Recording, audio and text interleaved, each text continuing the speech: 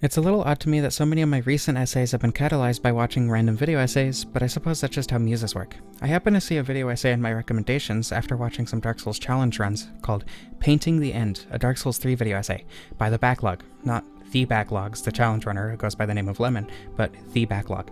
It's about how the ending of Dark Souls works as a metaphor. It's really interesting and I would recommend watching it.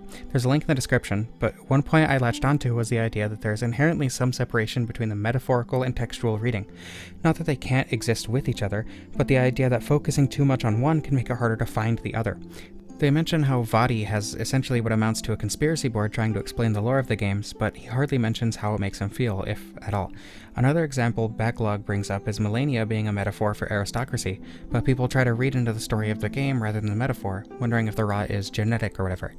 He says it's better to read the metaphor than the literal interpretations because it gives you a richer, deeper understanding, but for me the two are inextricable. I can't take the idea that Melania is a story of aristocracy and not apply that to the literal interpretation of her rot being societally innate, rather than genetically. I've barely scratched the surface of what he actually talks about, so do go please watch that. At the time of writing this, it's sitting at less than 100 views, which is criminal. Anyway, I brought up in the comments that you can link metaphor and text and that they inform each other. My main example was Gwyndolin for a couple reasons. First of all, I'm a trans woman, so his story speaks to me more than most characters, and more to me than most people. It was also partially because I wanted to gauge their acceptance towards the concept of transness, but that was kind of an unfounded fear since their pronouns are he, they. Either way, he brought up the idea of making an essay about what I brought up, so here we are. The main idea I wanted to bring up through the comment, and in turn this essay, is that the meta reading is a lot more interesting to me, and a lot more valuable. Obviously there's the Gwyndolin example, which I want to do a deep dive into, but first a few more important examples.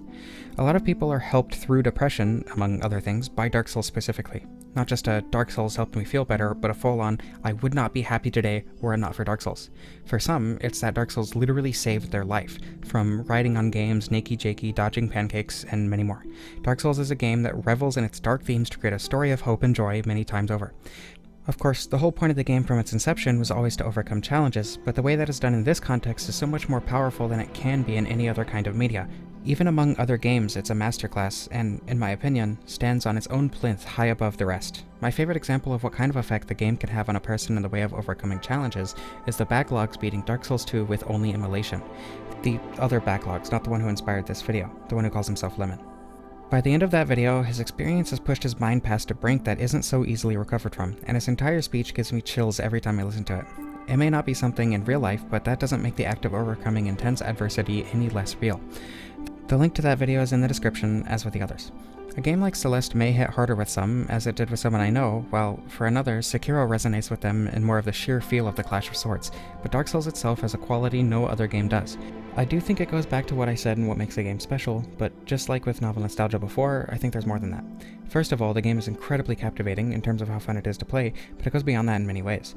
The story is engaging because of its obscurity, for example. It's hard to make hundreds of hours of unique content on a game whose story is cut and dry, laid bare for all to see into its many facets. On top of that, it offers an experience that not many try to, and many who do try fail spectacularly. The point of the game is to overcome adversity, sure, but that's how it is with all games. But it does its best to be incredibly challenging in a way that can be overcome by anyone. It's not just that it's hard because you need good reaction time and memory, it's hard because you need to have good reaction time, or memory, or strategy, or friends.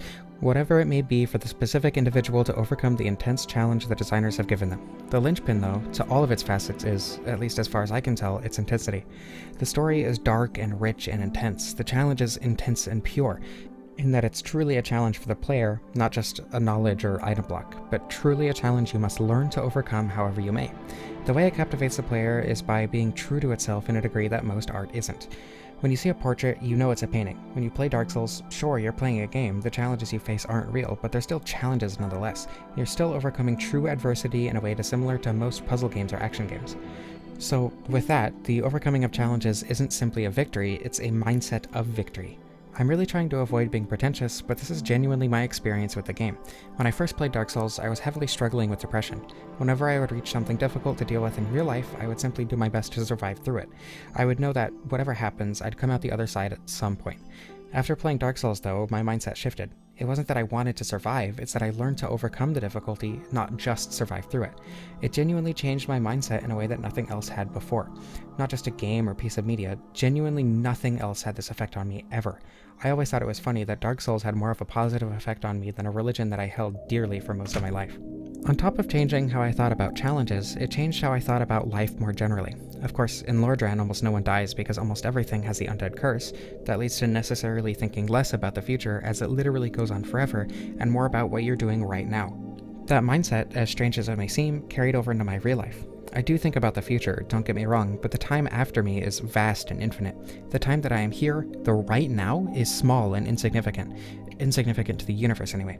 For me, this is all I get. This is all that can be significant to me.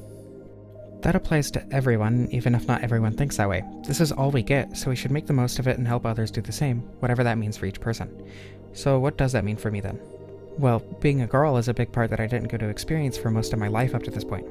Hopefully the majority of my life will be experienced as I want to, rather than as I was told to, but most of my happiness has come from it anyway, and I'm happy in the here and now, so whatever happens, my regrets are few.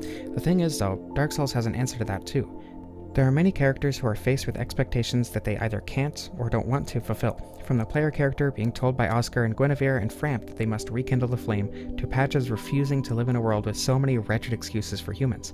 I suppose that's at least part of why I always chose to leave the world in dark, to cast away expectations and allow for all to live in the moment rather than prolonging the Age of Fire, of false peace and imminent regret. There is one character I intentionally neglected to mention in the last few examples though, who happens to be the titular character of this essay. Gwyndolin is the purest example of casting aside expectations, and he's framed around the trans experience. I don't know how much of Gwyndolin's transness, for lack of a better word, was intentional, but forcing yourself to comply to the artist's vision instead of exercising your ability to interpret art in a way that fits you is an exercise in futility and dullness. For those of you who don't know, Gwyndolин's story, broken down to its essentials, is simple but effective in this reading. He was born a male, though due to his affinity to the moon, was raised as a girl. I do think raising a child based on how they behave is better than what their body parts happen to be, but with how complex identity is, I think it's still a pretty poor way to handle things. His behavior through this upbringing was as a sullen, brooding goddess, according to the item description tied to the reversal ring in Dark Souls 3. I think it's fair to say that he is indeed a he, despite his upbringing. Between being a brooding goddess and all the item descriptions calling him, well, he and him. Back when I still thought I was a guy, I related to Gwyndolin a lot more. I think because the social reasons behind Gwyndolин's gender are different from real life, it's a lot easier for cis people, as well as eggs apparently, to relate to his experience. I always thought I didn't fit the standard gender roles I was given, from always playing as women when given the option in video games, to the point that I literally transitioned my Animal Crossing character without batting an eye, to never liking traditionally masculine things, like sports and whatever else. And that way, I understood Gwyndolин's desire to be something other than what you're told to be. Gwyndolin had an affinity to the moon that he didn't want to define himself with, in the same way that I was born male and didn't identify with what others said that should mean. He was perceived in a way that was not true to what made him happy, so he did things that would push him more towards how he wanted to be seen, from changing his pronouns to dedicating himself entirely to guarding his father's tomb. The Lord of Sunlight himself, his warm radiance ever being behind Gwyndolin to wash out the pale light of the moon. In the same way, I distanced myself from everything that forced those roles onto me, from my bigoted father to simply playing as a girl in a game, given the option. Now I'm a lot more comfortable presenting myself as I am, with feminine pronouns, appearance, whatever, but still exhibiting some masculine traits. I don't quite identify with Gwyndolin as much anymore, outside of simply being a different gender than what I was told I should be, but the point still stands. Gwyndolin is one of, if not my favorite character in the series, because I can recognize how he feels. Of course, he's fictional, but I don't think that makes his emotions any less real. They're just experienced through me instead of my reaction being empathy. I can get upset at someone intentionally calling Gwyndolin she, just as I would be upset at someone calling me he, since if they do one, they're likely to be stupid enough to do the other. I can also get annoyed at someone unintentionally misgendering him, because despite his not being real, that sentiment and lack of care can and does translate into real-life behavior. Today alone, the day I'm writing this, I watched a video essay, How Dark Souls Confronts Depression, by the Game Overanalyzer, where he calls Gwyndolin she. A couple hours later, I got a comment referring to me as he. I don't blame the person who made the comment, it's not a big deal, and it's unreasonable to expect every single person to check what exactly my pronouns are, but the emotion between the two was definitely similar. That said, if you're not sure or it's ambiguous, it's really not hard to say they, so to those of you who don't default to that, I would definitely recommend it for those of us who are gender non-conforming. All this to say that the meta reading of any text is my favorite and most valuable to me.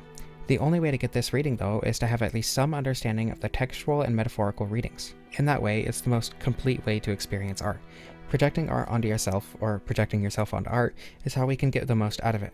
Not that you need to squeeze every single drop of engagement that you can out of every single piece of art. I don't think it's a crime to watch SpongeBob and just laugh along instead of seeing how your life relates to the sentient animated sponge on the screen, but maybe it's worth a try every now and then. Purely because of the theme of my last essay, What Makes a Game Special, I'm wondering how this relates to my other favorite games, but primarily CarQuest. It's pretty obvious how I could relate myself to the events of Mirror's Edge, from enjoying that style of movement to actually getting to revel in playing as a woman without it being a direct choice, to wanting a real-life evolution. Even Sonic makes sense, especially after Dark Souls, with enjoying the moment and helping others do the same. But what exactly about CarQuest makes me want to project myself there?